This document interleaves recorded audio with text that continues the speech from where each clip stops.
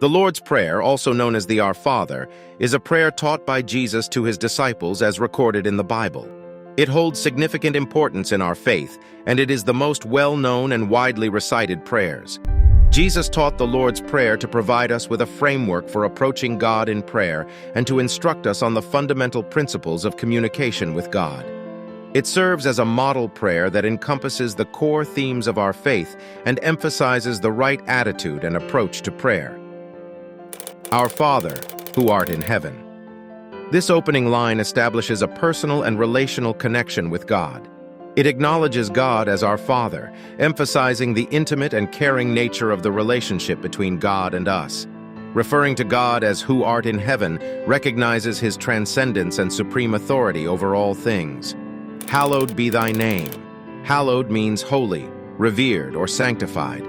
This line expresses a desire for God's name to be honored and regarded as sacred. It acknowledges God's holiness and sets a tone of reverence and worship. Thy kingdom come, thy will be done, on earth as it is in heaven. Here, the prayer expresses a desire for God's kingdom to be established on earth and for his will to be fulfilled.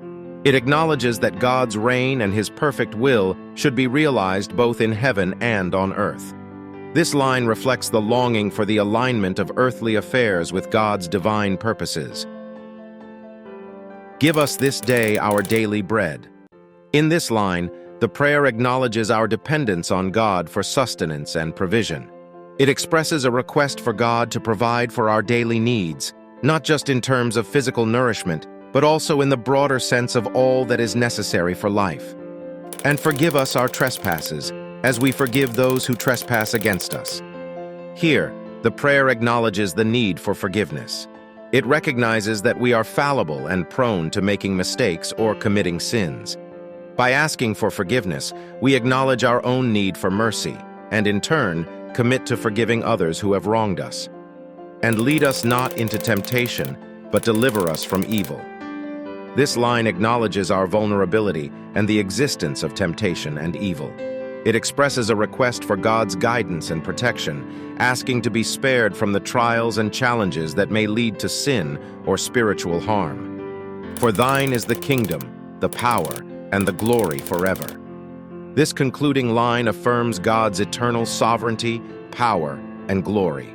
It acknowledges that all authority, dominion, and honor belong to God and will endure forever. It serves as a statement of faith and a declaration of God's ultimate greatness. Thank you for watching.